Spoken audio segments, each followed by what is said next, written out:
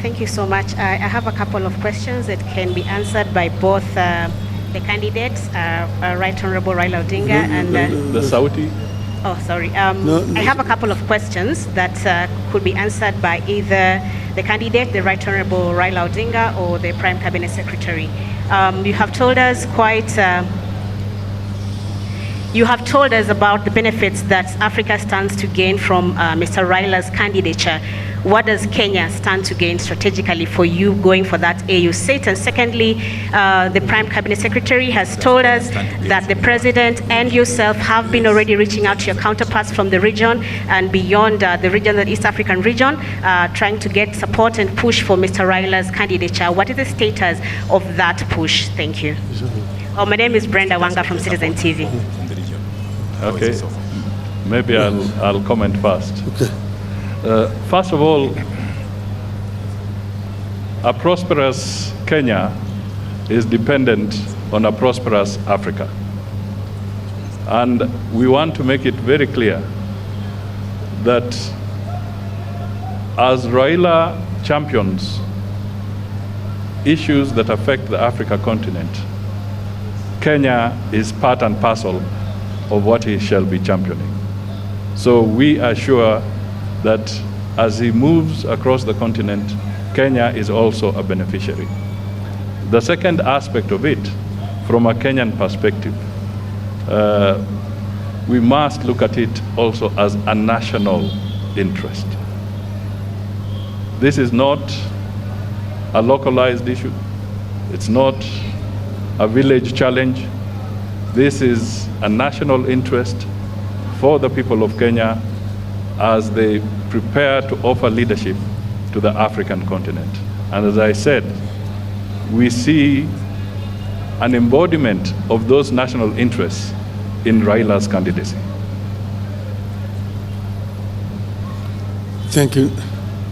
Well, Kenya is part of Africa.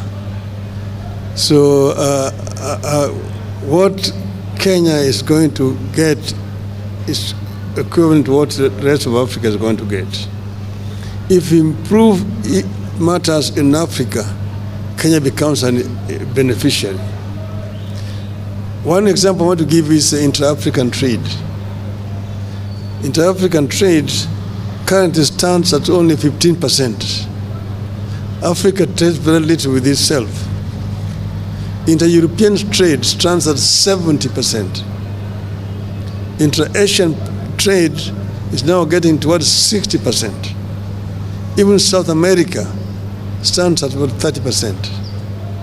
But Africa does not trade with itself for reasons, some of which are actually solvable, or problems solvable. You see, there are non-tariff barriers which have been introduced by some African countries, which makes it very difficult for goods to move from one African country to another African country. Secondly, there is infrastructure challenges that makes it very difficult for Africa to trade with itself. You know, Africa Continental Free Trade Area Agreement is now 2 years old, but still very little progress has been made, mainly because of these two major barriers.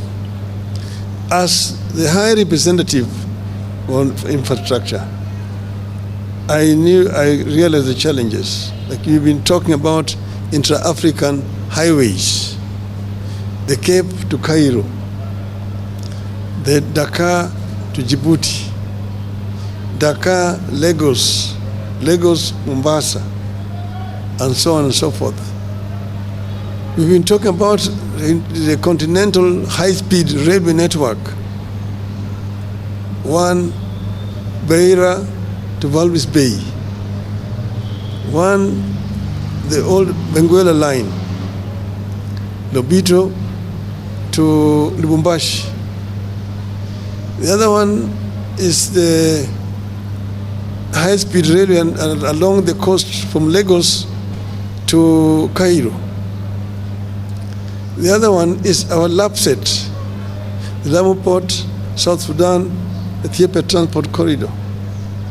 which as a representative of the AU on infrastructure, we actually extended from Juba through Bangui in Central African Republic to the port of Cameroon to create a land bridge that links the Atlantic Ocean to the Indian Ocean and opening up the interior of the continent, which are landlocked for trade.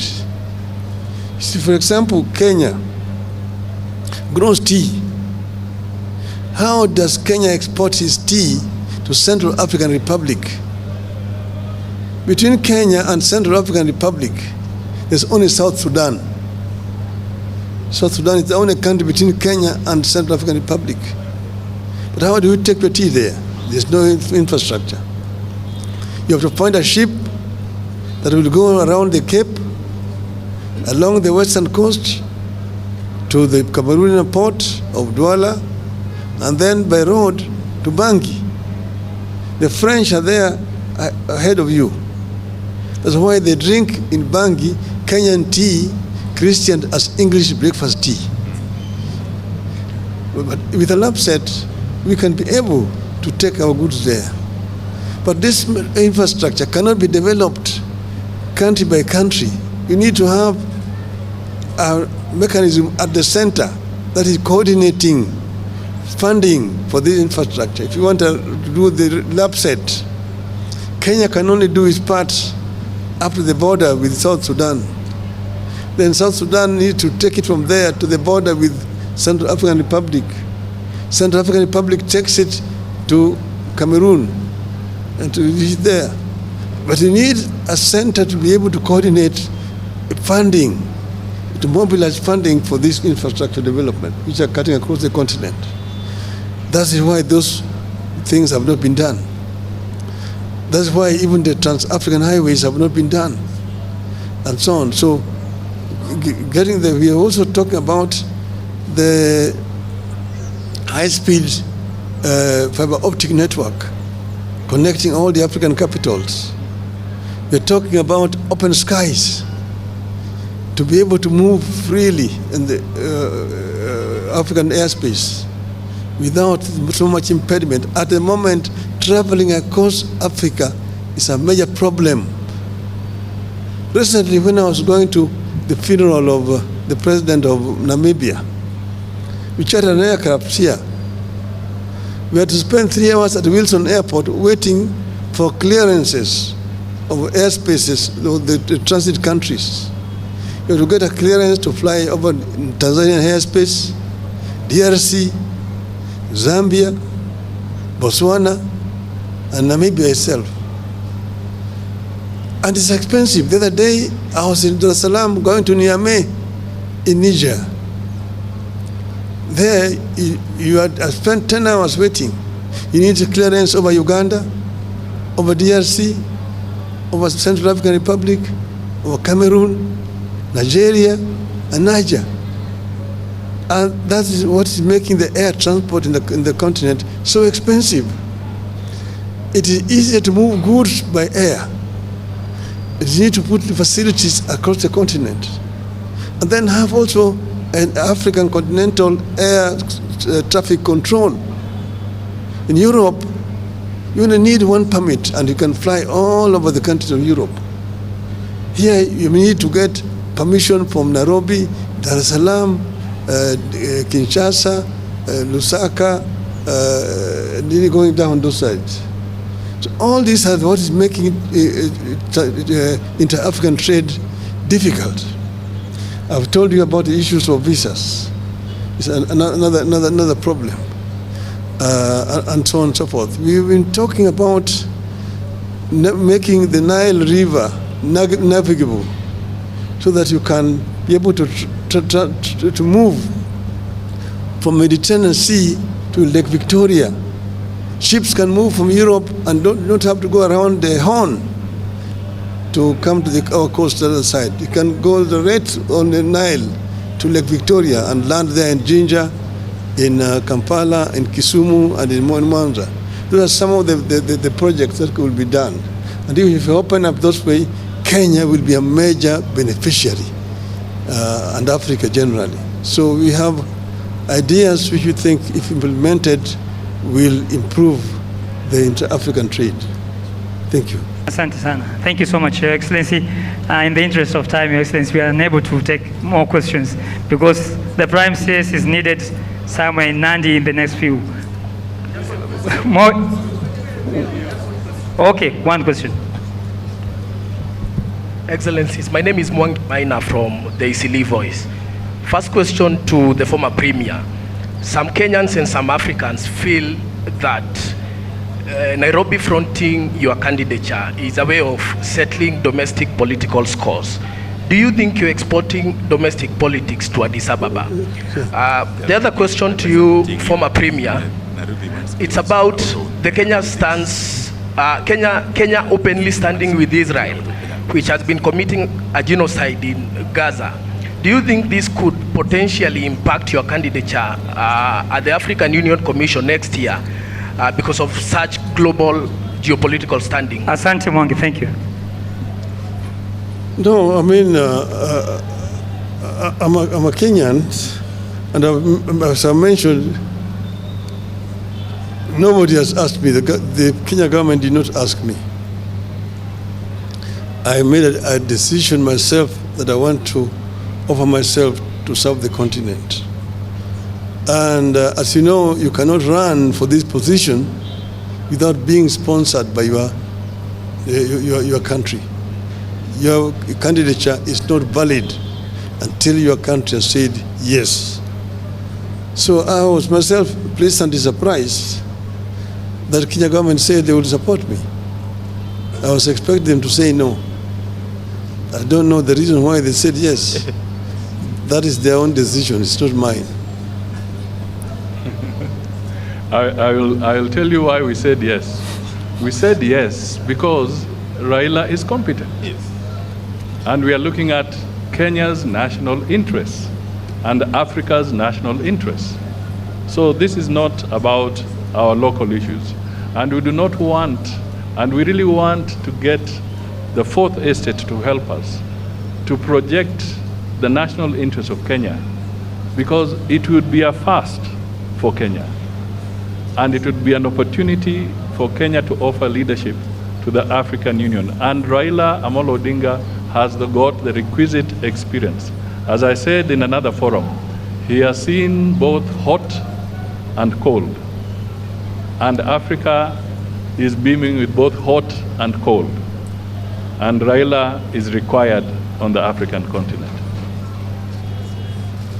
Your Excellency, on the issue of Israel, it's just, I think yesterday, the Gaza issue, I issued a very clear statement on behalf of the Republic of Kenya, where I said that Kenya stands for a two-state solution, so that Israel stands as a nation, and the people of Palestine should also have their state as a nation. So under no circumstances is Kenya favoring one against the other. What is important is that the conflict in the Middle East, like in other areas where there is conflict elsewhere, we call for a peaceful resolution as soon as possible, because the humanitarian crisis is huge. Your Excellency, my name is Jeff Kirui from KTN News. Jeff.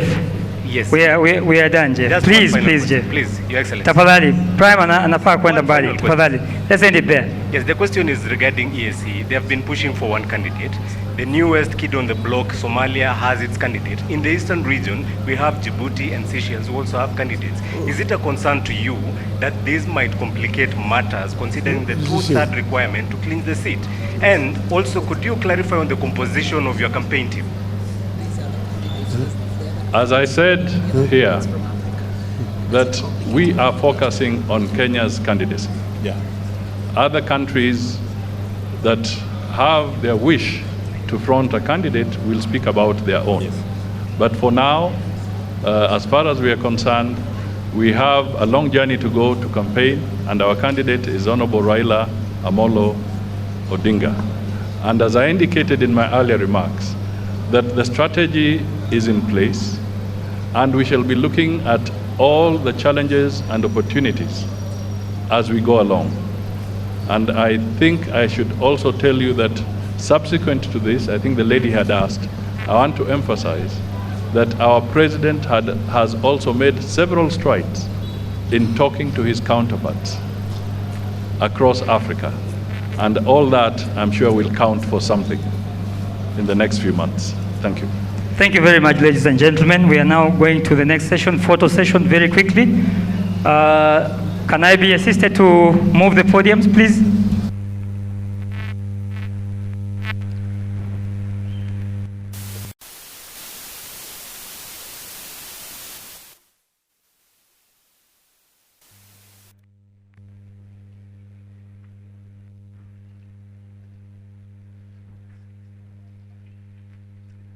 So we'll have this one, then we'll have one group photo of the principal flanked by senior government officials while seated.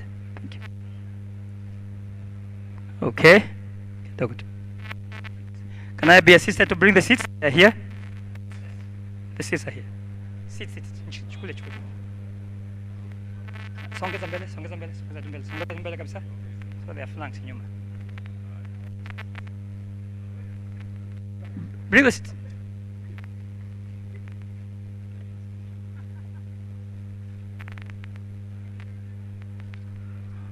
Mheshimiwa Wandai, you can flank them from kwa nyuma hivyo na wengine. Chief, please.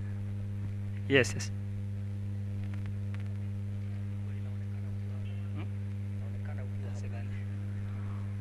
Okay, in 10, 9, 8, 7, 6, 5, 4, 3, 2, 1. Thank you very much indeed. Thank you.